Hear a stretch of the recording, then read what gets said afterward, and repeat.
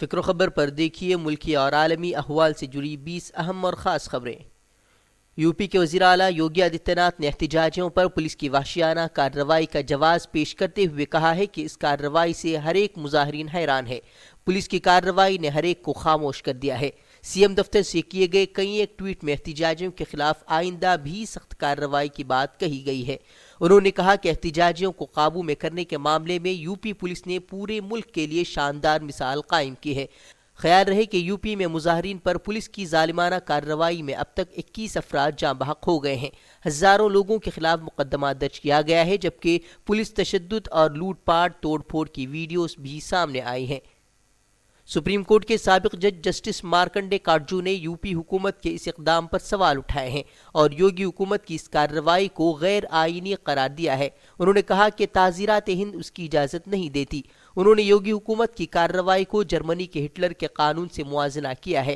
انہوں نے کہا کہ اگر یہ غیر قانونی عمل ہندوستان میں بھی شروع ہو گیا اور ہندوستانی عدلیہ اس کو نہیں روکے گی تو جلد ہی اس ملک میں نازی دور کا آغاز ہو جائے گا۔ انہوں نے سپریم کورٹ کی خاموشی کو لے کر بھی طنز کسا ہے۔ سی اے اے کے خلاف اے ایم یو اور جامعہ کے طلباء کا جوش روز اول کی ہی طرح برقرار ہے۔ جامعہ کے طلباء کا غیر آئینی قانون کے خلاف احتجاج جاری ہے۔ اپنے ہاتھوں میں پلے کارڈ اٹھائے طلباء پرامن طور پر اپنا احتجاج جاری رکھے ہوئے ہیں۔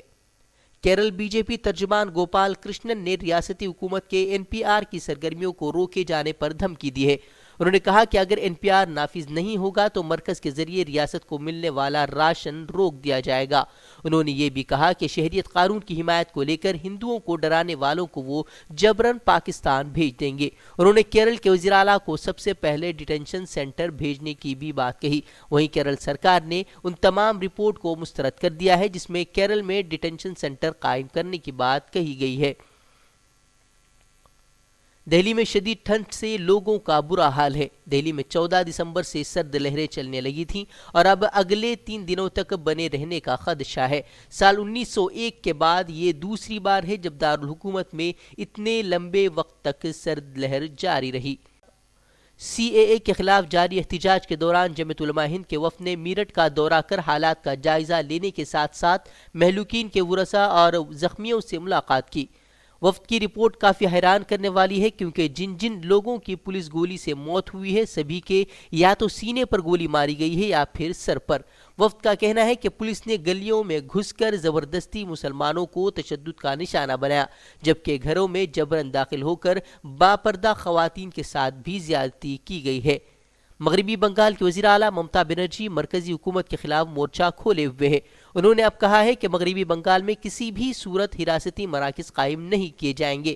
اس ملک کے قانون کی نظر میں تمام افراد برابر ہیں، مگر بی جے پی اس مساویانہ حقوق کو ختم کرنے کی کوشش کر رہی ہے اور ملک کے عوام کو آپس میں تقسیم کرنے کی کوشش کر رہی ہے جسے وہ کامیاب ہونے نہیں دیں گی۔ اب پڈوچیری کے وزیر اعلیٰ نے بھی سی اے اے کو ریاست میں نافذ نہیں کرنے کا اعلان کیا ہے۔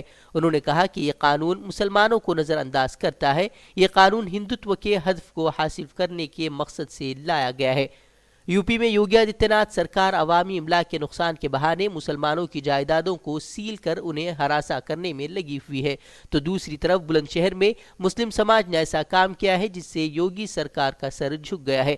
مسلم سماج کے افراد نے بلند شہر تشدد کے دوران عوامی املاک کو پہنچے نقصان کی بھرپائی کرتے ہوئے 6,27,500 روپے کا چیک انتظامیہ کے حوالے کیا ہے، جسے انتظامیہ نے قبول بھی کر لیا ہے۔ اتر پردیش میں شہریت قانون کے خلاف جاری احتجاج کو کچلنے کے لیے ایودھیا انتظامیہ نے بڑا اعلان کیا ہے۔ ضلع مجسٹریٹ کے مطابق ایودھیا میں 25 فروری تک یعنی پورے 2 ماہ تک دفعہ 144 نافذ رہے گی۔ اس دوران کسی بھی پروگرام کے انعقاد کی اجازت نہیں ہوگی۔ شہریت ترمیمی قانون اور این آر سی کے مسئلے پر پورے ہندوستان میں ہو رہے پرامن احتجاجی مظاہروں میں ہوئے تشدد اور پولیس کے ذریعے بے گناہوں کی گرفتاری کی مذمت کرتے ہوئے امام جمعہ مولانا سید کلب جواد نقوی نے اتر پردیش کے وزیر اعلیٰ یوگی آدتیہ ناتھ سے لکھنؤ میں ان کی رہائش گاہ پر ملاقات کی۔ انہوں نے وزیر اعلیٰ سے بے گناہوں کی مسلسل ہو رہی گرفتاری اور پولیس کے تشدد پر وزیر اعلیٰ کو آگاہ کرتے ہوئے بے گناہوں کی رہائی کا مطالبہ کیا ہے۔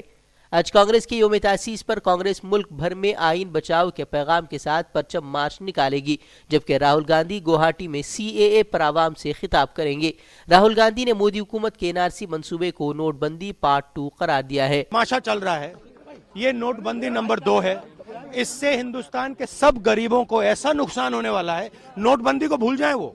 ये झटका जो लगेगा ना, नोटबंदी से दुगना बड़ा झटका है। झूठ की आपने मेरी ट्वीट देखी होगी, उसमें आपने नरेंद्र मोदी का भाषण देखा होगा, जिसमें उन्होंने पूरा कहा कि हिंदुस्तान में कोई डिटेंशन सेंटर नहीं है। उसके बाद आपने डिटेंशन सेंटर की वीडियो देखी होगी। तो आप डिसाइड कर लीजिए झूठ कौन बोल रहा है।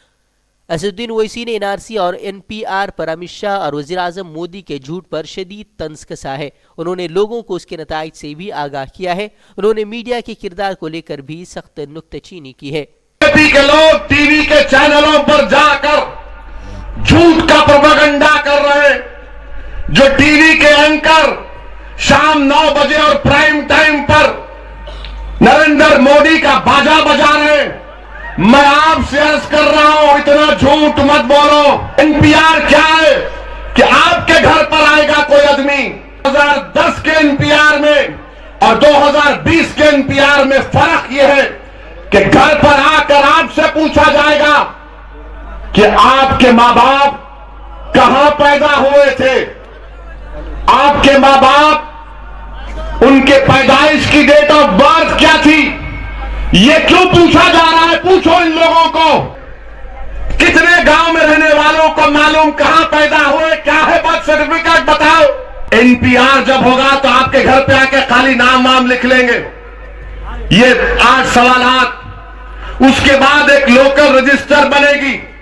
लोकल रजिस्टर में एक लो लेवल ऑफिशियल होगा, वो लिख देगा। क्या लिखेगा कि फहीम डाउटफुल सिटीजन है। क्या कि जब एक ओहदेदार ये लिख देगा तो वो ऑफिसर बुलाएगा, आइए अब आप प्रूफ बताइए। प्रूफ क्या बताएंगे, क्या प्रूफ बताएंगे हम? बोलो। जिंदगी गुजर गई हमारी इस सरजमीन पर, 70 साल 75 साल के लोग हो गए। अगर उनको डाउटफुल सिटीजन करार दिया जाएगा, क्या प्रूफ लाकर दिखाएंगे? यूपी के मेरठ में पुलिस का जानिबदाराना रवैया बेनकाब हो गया है। एक वीडियो सामने आई है जिसमें मुस्लिम अक्सरियती इलाके में पुलिस का एक मजमा जमा होकर लोगों को डराता नजर आ रहा है। पुलिस उन्हें पाकिस्तान जाने की भी धमकियां दे रही है। पुलिस उन्हें पाकिस्तान जाने की यूपी के मेरठ में पुलिस का जानिबदाराना रवैया बेनकाब हो गया है। एक वीडियो सामने आई है जिसमें मुस्लिम अक्सरियती इलाके में पुलिस का एक मजमा जमा होकर लोगों को डराता नजर आ रहा है। पुलिस उन्हें पाकिस्तान जाने की धमकियां देती हुई सुनी जा सकती है। साथ ही वो कहते हैं कि गली के हर आदमी को जेल भेज देंगे। ख्याल रहे कि मेरठ में तशद्दुद का बहाना बनाकर पुलिस ने फायरिंग कर 6 लोगों को शहीद कर दिया है।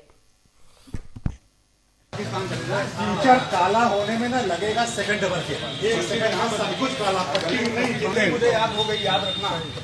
जब मुझे याद हो जाता है ना तो नानी तक मैं पहुंचता हूँ। याद रखिएगा आप लोग। सदी में खला कुछ हो गया, तुम लोग भी कीमत चुकाओगे। आ जाना फिर इस गली से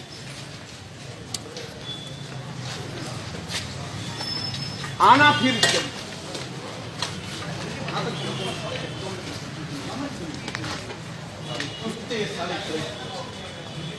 बहुत बढ़िया ताले आओ आगे, आ जाओ। बहुत बढ़िया आराम से हो जाएंगे। इस गली को ताले ठीक कर दूंगा मैं। एक घर के एक आदमी को जेल में बंद करूंगा मैं। बर्बाद करके रखूंगा। चाहिए बता देना। बिल्कुल। चैनल से जुड़े रहने के लिए हमारे चैनल फिक्र खबर टीवी को सब्सक्राइब करें। वीडियो पसंद आए तो लाइक करें और अपने दोस्तों को शेयर करें।